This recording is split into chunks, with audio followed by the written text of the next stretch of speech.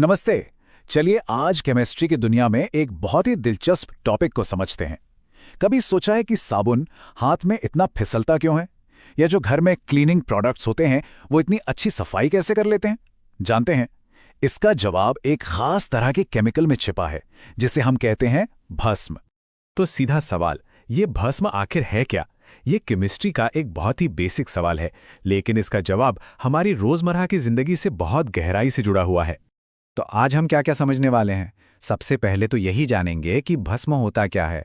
फिर हम देखेंगे कि ये कितने तरह के होते हैं, कुछ स्ट्रॉन्ग, कुछ वीक, और हाँ, एक और शब्द है क्षार, उसका भी मतलब समझेंगे। और आखिर में इनकी कुछ खासियतों पर भी नजर डालेंगे। चलो शुरू करते हैं। किसी भी चीज को समझने के लिए हमें उसकी जड़ तक जाना पड़ता है ना? तो भस्म को समझने के लिए सबसे पहले उसकी सबसे बेसिक मतलब सबसे मौलिक परिभाषा को देखते हैं। अब इसे ऐसे समझिए, केमिस्ट्री में एक थ्योरी है आरेहेनियस सिद्धांत। ये हमें एक बहुत सीधी सादी परिभाषा देती है। ये कहती है कि कोई भी चीज जब उसे पानी में घोला जाए और वो हाइड्रोक्साइड आयन यानी OH- छोड़ें तो बस उसे ही हम भस्म कहते हैं। ये जो OH- आयन है ना, यही वो चीज है जो भस्म को उसकी सारी ताकत देती है। तो याद रखने वाली सबसे जरूरी बात क्या है? पानी में OH- आयंस का निकलना। बस यही है भस्म की असली पहचान। अच्छा, तो क्या सारे भस्म एक जैसे ही होते हैं? नहीं, बिल्कुल नहीं। अब हम ये देखने वाले हैं कि भस्म को हम किन किन मेन कैटेगरीज में बांट सकते हैं। ये देखिए, ये चार्ट हमारे लिए एक रोड मैप जैसा है। इसमें आप साफ साफ देख सकते हैं कि भस्म को 3 हिस्सों में बांटा गया है: प्रबल यानी स्ट्रॉन्ग, दुर्बल यानी वीक और क्षार। ये तीनों ही बहुत जरूरी हैं और हम एक एक करके सबको समझेंगे। चलिए अब पहले 2 टाइप पर फोकस करते हैं, स्ट्रॉन्ग और वीक बेसिस। इनके बीच का जो फर्क है ना, उसे समझना बहुत जरूरी है।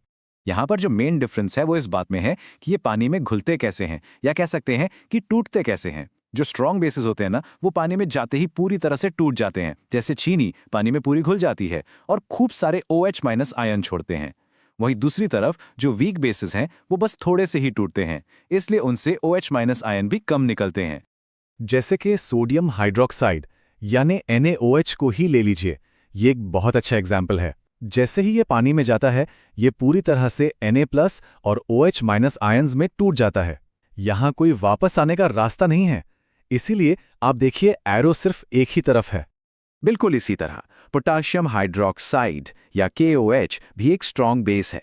ये भी पानी में जाकर पूरी तरह से आयनों में टूट जाता है, K+ और OH- में। अब जरा एक वीक बेस को देखते हैं, अमोनियम हाइड्रोक्साइड। ये पानी में पूरी तरह नहीं टूटता। यहाँ एक तरह का बैलेंस बना रहता है। कुछ मॉलिक्यूल टूटते हैं तो कुछ वापस जुड़ भी जाते हैं। इसीलिए इस इक्वेशन में दोनों तरफ वाला एरो है। ये दिखाता है कि रिएक्शन आगे भी जा रहा है और पीछे भी। अब एक बहुत कॉमन कंफ्यूजन को दूर करते हैं। क्या भस्म और क्षार एक ही चीज हैं? लगभग, लेकिन एक छोटा सा पर बहुत जरूरी फर्क है। परिभाषा बहुत ही सीधी है। कोई भी ऐसा भस्म जो पानी में घुल सके उसे क्षार कहते हैं। तो पानी में घुलना यानी सॉल्युबिलिटी ही यहां पर की है। तो जो एग्जाम्पल्स हमने अभी अभी देखे, जैसे सोडियम हाइड्रोक्साइड और पोटेशियम हाइड्रोक्साइड, वो स्ट्रॉन्ग बेस तो हैं ही, साथ ही वो क्षार भी हैं। क्यों? क्योंकि वो पानी में बहुत आसानी से घुल जाते हैं। इस एक लाइन को हमेशा याद रखिएगा। सभी क्षार भस्म होते हैं, पर सभी भस्म क्षार नहीं होते हैं। ये एक तरह से केमिस्ट्री का एक गोल्डन रूल है जो इन दोनों के रिश्ते को समझाता है। तो अब जब हम परिभाषा और इसके टाइप्स को समझ गए हैं, तो चलिए अब उन गुणों की बात करते हैं जिनसे हम किसी भस्म को पहचान सकते हैं। ये 4 मेन प्रॉपर्टीज हैं। पहला, इनका स्वाद कड़वा होता है। दूसरा, ये लिटमस पेपर टेस्ट में लाल को नीला कर देते हैं। तीसरा, इनको छूने पर ये साबुन जैसे चिकने लगते हैं। और चौथा, pH स्केल पर इनका मान हमेशा 7 से ज्यादा होता है। यही चीज इन्हें एसिड से अलग करती है। तो चलिए एक बार फटाफट देख लेते हैं कि हमने क्या क्या सीखा। हमने भस्म की परिभाषा जानी कि वो OH- आयन देता है।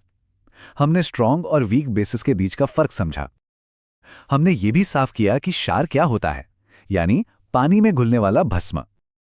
और आखिर में हमने भस्म के खास गुणों को भी देखा। और आखिर में एक सवाल जिस पर थोड़ा सोचने की जरूरत है। अब जब हम स्ट्रॉन्ग और वीक बेसिस के बारे में जानते हैं, तो हमारी रोज की जिंदगी में, हमारे घरों में ऐसी कौन सी चीजें हैं जिन्हें हमें ज्यादा सावधानी से इस्तेमाल करना चाहिए? सोचिए जरा, घर में जो क्लीनर्स रखे हैं उनमें से कौन